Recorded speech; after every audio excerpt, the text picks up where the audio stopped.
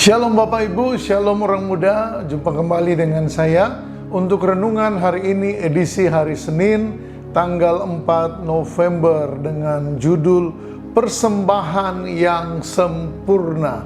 Kalau kita mempelajari kata-kata dari judul ini, persembahan yang sempurna, maka secara tersirat kita juga pasti memahami bahwa ada persembahan yang tidak sempurna atau belum sempurna. Nah, seperti apa persembahan yang sempurna itu? Penulis renungan kita hari ini mengambil dari kitab Ibrani pasal yang ke-9. Secara khusus Bapak Ibu dapat membaca mulai dari ayat 11 bahkan 14 dan seterusnya. Tetapi hari ini kita fokus ke ayat yang ke-14.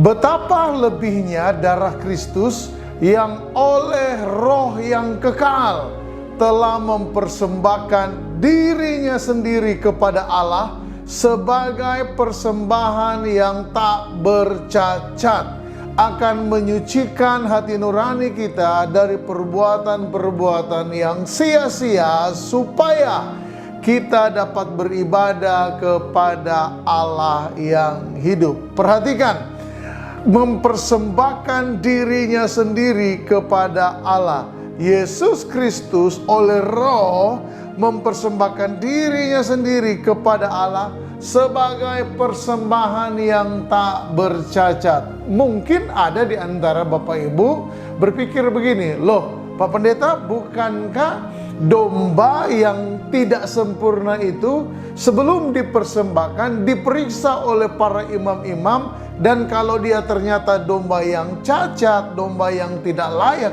dia juga tidak akan dipersembahkan? Bukankah domba itu tetaplah domba yang sempurna? Sempurna dalam hal pemeriksaan fisik. Tetapi jangan pernah Bapak Ibu lupa bahwa mempersembahkan korban domba adalah penuntun sampai sang korban yang sejati itu dipersembahkan. Nah, siapa korban yang sejati? Siapa korban bayangan? Korban bayangan adalah domba.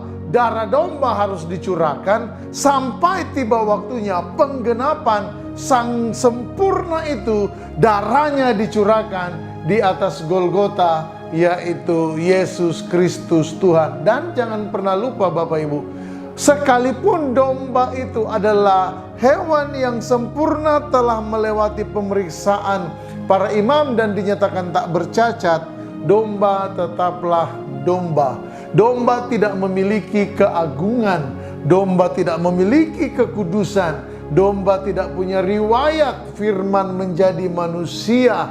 Tidak, Yesus Kristuslah Allah yang agung, yang sempurna, firman yang menjadi manusia, yang olehnya kita menerima kasih karunia. Penulis STS mengingatkan kita sebagai umat yang percaya kepada Tuhan Yesus Kristus, tidak perlu lagi mempersembahkan korban binatang kepada Allah, pencipta langit dan bumi dan segala isinya, yang berkuasa dan yang berdaulat atas jagat raya ini. Nggak perlu lagi Bapak Ibu. Kenapa? Karena seperti yang saya katakan tadi, korban domba, baik itu lembu, domba, kambing, bahkan sampai tekukur yang dipersembahkan oleh orang Israel, adalah gambaran yang menuntun kepada pengorbanan yang sempurna. Korban yang sempurna hanya satu, Yesus Kristus. Bapak Ibu kan juga suka menyebut diri, aku berkorban, aku memiliki persembahan, yang kupersembahkan itu pun korban. Tapi dengarkan saya, korban kita itu baik, korban persembahan kita itu baik dan tentu saja memuliakan Allah. Tetapi korban agung yang sempurna, yang membuat persembahan kita menjadi indah, hanya ada satu, korban Yesus yang mati di salib untuk pengampunan dosa kita dan juga keselamatan hidup kita.